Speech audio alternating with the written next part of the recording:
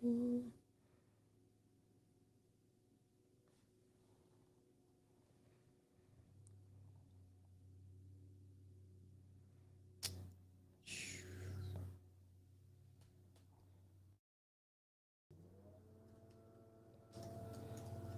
right, y'all.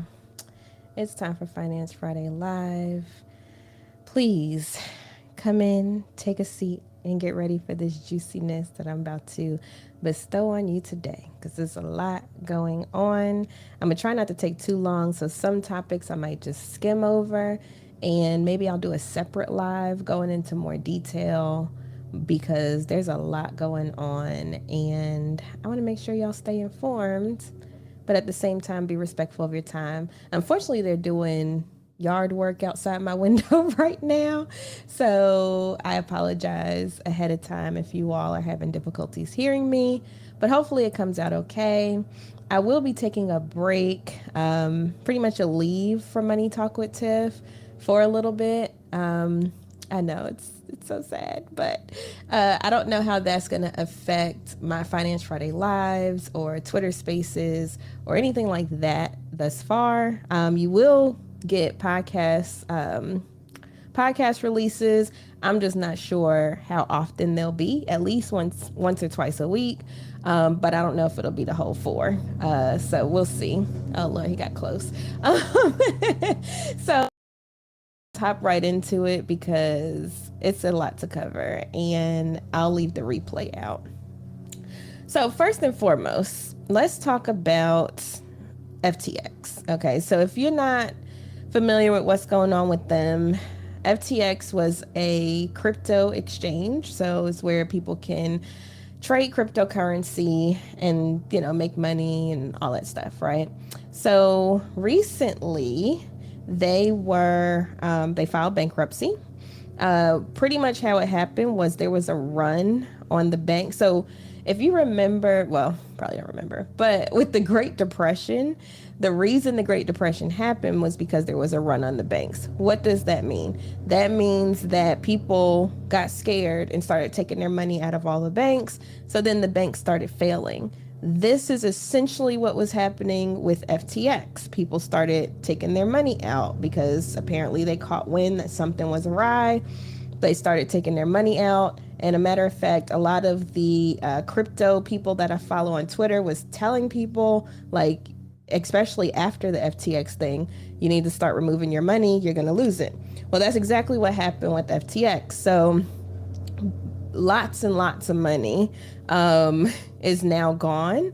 And the reason I bring that up, because I don't want to stay on it too long, please Google, read about it. There's other influencers and content creators that have gone into a lot of depth on this whole situation. So definitely do your research. But why I wanted to bring it up today is cryptocurrency legislation is coming. Okay. Now, they haven't explicitly said that, but there's writing on the wall. And the reason I say that is because actually, this article just came out today. A subcommittee in the House of Representatives is seeking internal documents and communications from the Sam Bankman-Fried, who was the head of FTX, and FTX to understand how the crypto exchange collapsed so suddenly and what is being done to recover customer funds. What we do know about the government is that they do not play when it comes to messing with the people and their funds. That's why they have the SEC. That's why they have these special committees and stuff. And they do go after people. And so that's exactly what's happening now. The whole cryptocurrency industry was being investigated already by this subcommittee at the House of Representatives. And they started that back in August. So now this is like the icing on the cake for them. It's like, jackpot. Like, this is exactly what needed to happen for them to justify what they are doing now. And so it has intensified their investigation,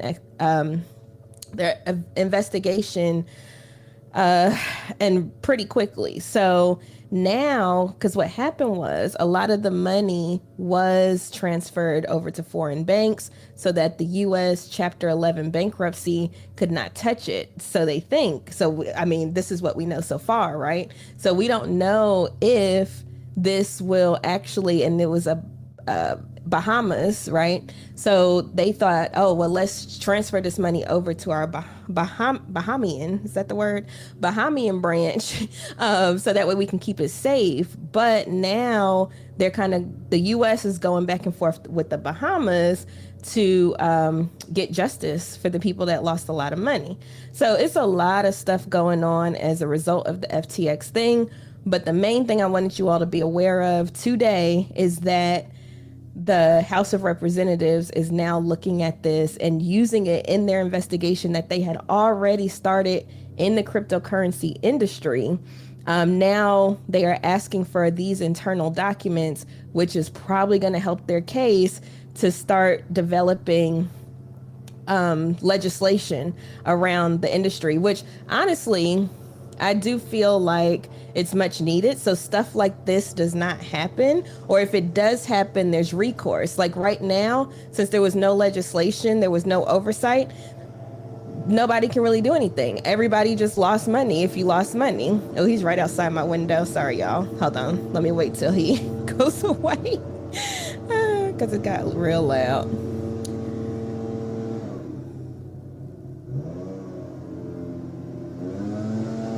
He's literally right there. Hold on.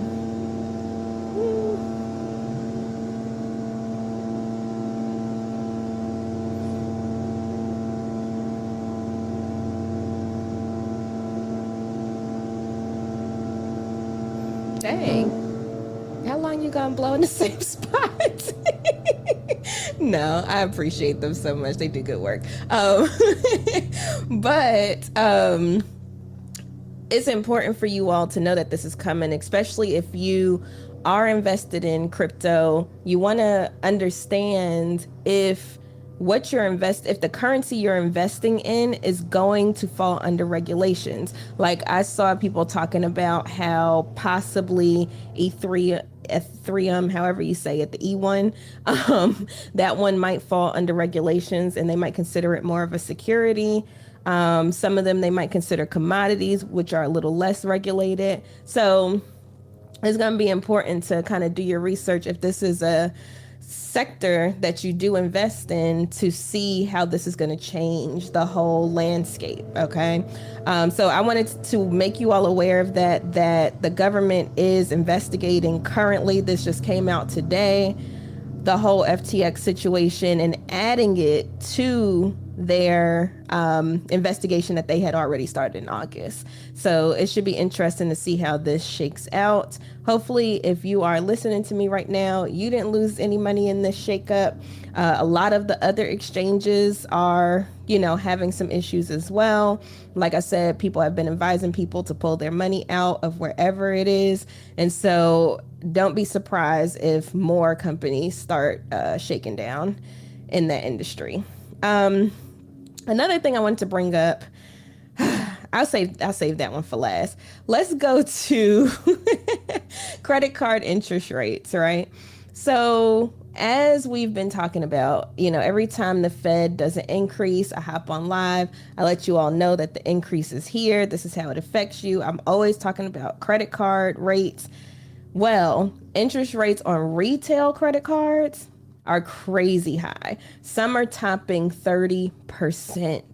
30%, y'all. So that means $30 out of every $100 that you spend on that card and you carry over to the next month, you have to pay that to the company. $30 out of every 100, 30% plus is high. 20% plus is high. But that's kind of our norm at this point. So I just want you all to be aware that these retail credit cards, which are generally high anyway, but they're topping 30% at this point. So just think about that before you go and open one or use the ones that you already have. Like I've been saying, this whole year. Make sure that you are paying down your high interest credit card debt because that's going to give you your highest return on your money. There is nothing in the market that is doing 30%. I can guarantee you that. Well, there might be a few, but you're going to have to do a lot of research to figure out which ones those are, and it's not going to be consistent. You can give yourself a 30% return or 25%, whatever your interest rate is, just by paying off your high interest credit card debt. So I'm just saying this should definitely be a priority. I said 30% is crazy. There has been an unwritten rule among issuers that they will not go over a 30% annual percentage rate. So 30% should be the max. But because we are in a totally different environment, that might change. So I just wanted you to keep that in mind. Consider the opportunity cost of your money when you're using these cards. Understand what you're getting into. So make sure you read the material. They have to let you know what the interest rate is. Make sure you read that. Read it thoroughly. And be wary of the deferred interest. So, they'll say, oh, 0% for X amount of time, which is all fine and dandy. But if we are heading into a recession or we're in a situation where you don't have the same amount of money flowing as you usually would, then kind of take that into consideration too, because if it's 0% for a certain amount of time, once that time is up, they're going back and hitting you with all that interest. And if it's at 30%, that's a lot of money. $30 of every $100. And nobody really is walking around with $100 balance. Let's just be real, right? It's in the thousands. And so if you multiply that, for instance, if it's 1,000, that's $300 that you're paying the company. Okay. So start thinking about things in those terms to kind of make better decisions. And like I've been saying, just definitely start paying down those debts. Another tip I will tell you too is you can call the companies and see if they will lower your interest rate for a little bit of time. So I've done that before in the past where I'm like, hey, I'm considering a big purchase, even though I really wasn't.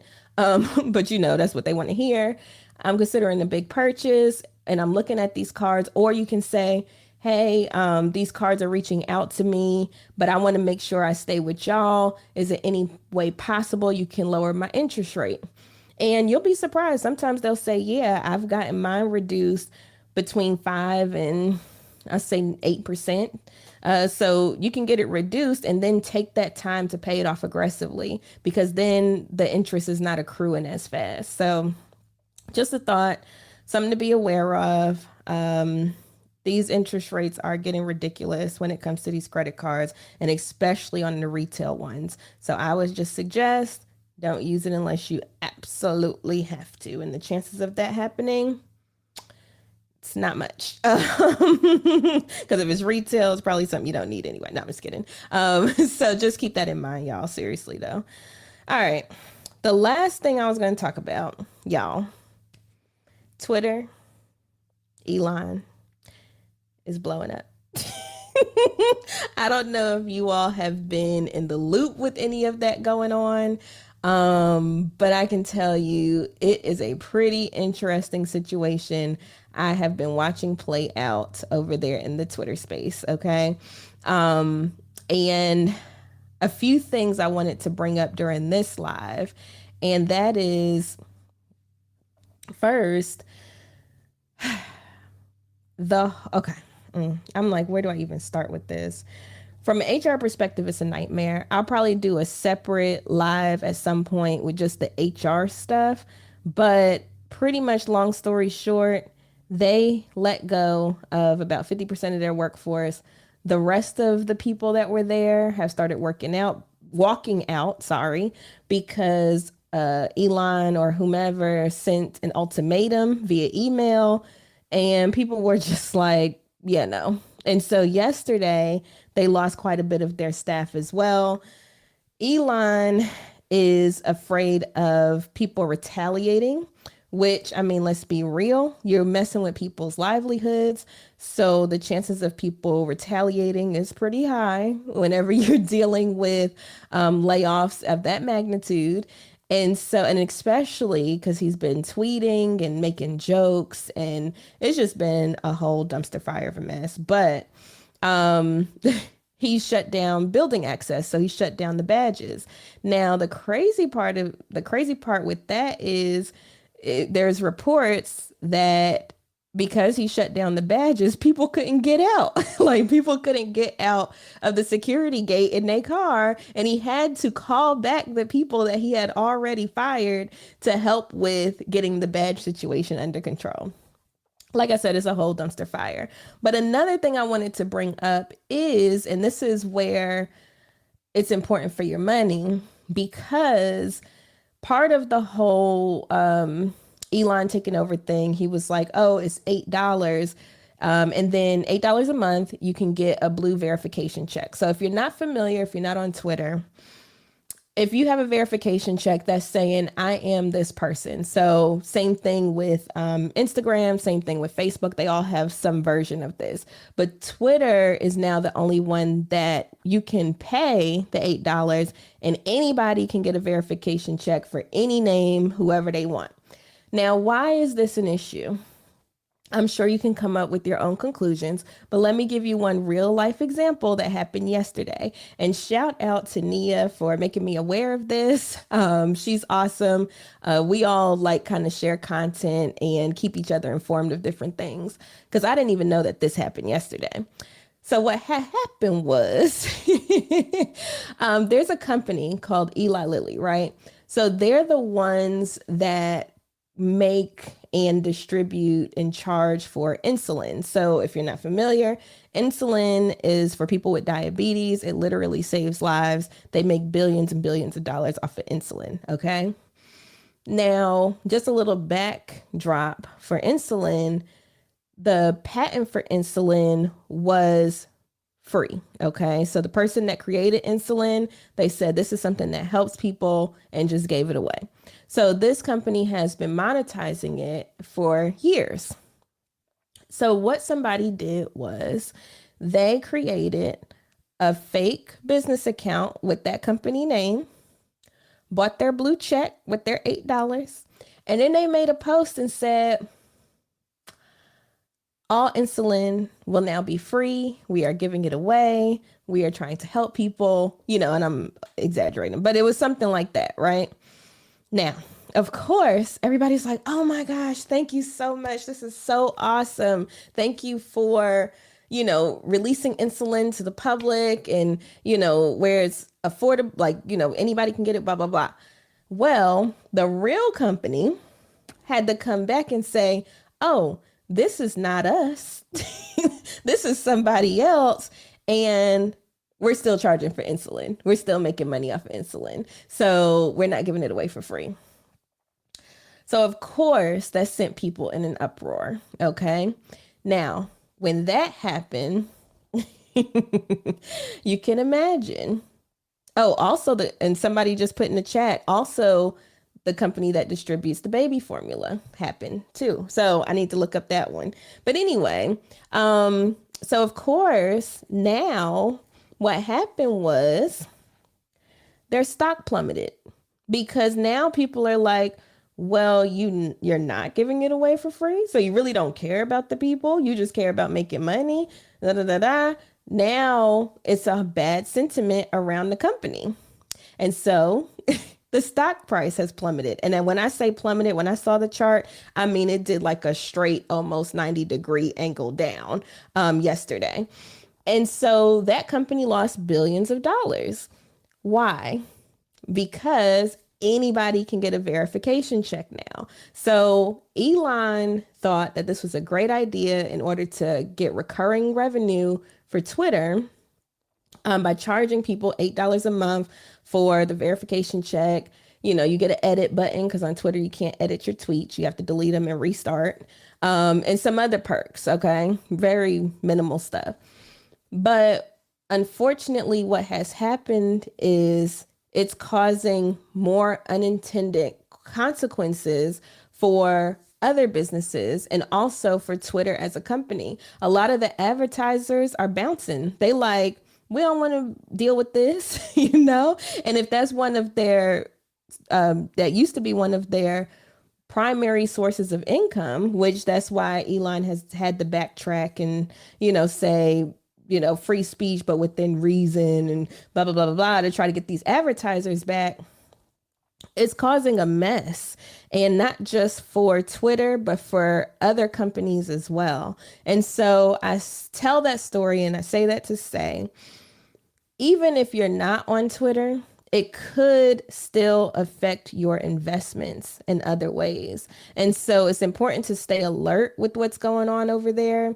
I've been staying alert just because it's just an interesting case study for me when it comes to HR stuff. And if you're interested in my thoughts, I tweet about it almost every day at Money Talk with T. So check that out if you're interested in my HR thoughts about the Twitter stuff. But it's very interesting how things are playing out, and there's real world consequences coming from this. I mean, people are losing their jobs, and don't get me wrong, Twitter was not the only tech company to do layoffs. There have been quite a few here lately, but I feel like it's the way that it has been done with Twitter that makes a difference. And don't get me wrong, Meta, they could have, and I'm saying that on their platform right now too, they could have did a better job, because what's happening is they are letting people go via email, which for me is appalling. If you're gonna like cut off somebody's livelihood, then at least have the decency to do it over Zoom or to do it in person or something. But via email, as a mass email to everybody that you're laying off, it's just really impersonal and really shows that the company does not care about their employees. And so anyway, that's a whole other tangent. I just wanted to make sure that you all were aware of what was going on over there on Twitter, if you're not there, because it can affect your money if you're invested in companies that possibly are on Twitter or not on Twitter. Because in this situation, the handle was something that was believable. Like, it was actually the company's name. And come to find out, the real handle for the company was just a shorter version. So they took the longer version, bought their blue check, and said whatever they wanted to say. And now the real company has suffered major consequences from not even their actions. So it's important to keep track of all this stuff that I talked about today, from FTX, the cryptocurrency industry, and the potential regulation that's about to come for that, how the government is getting involved on that front. Also, the interest rates on the high interest credit cards, and the whole Twitter situation. It's important to keep track of this stuff because it can affect you in more ways than one. So that's all I have for you today. I could go on and on, but I want to be respectful of your time. And if you have any questions or any comments, concerns, thoughts, I would love to hear from you. So please put it in the comments. I do go back and check those and answer those questions as well. If you're listening on the podcast, thank you so much for listening.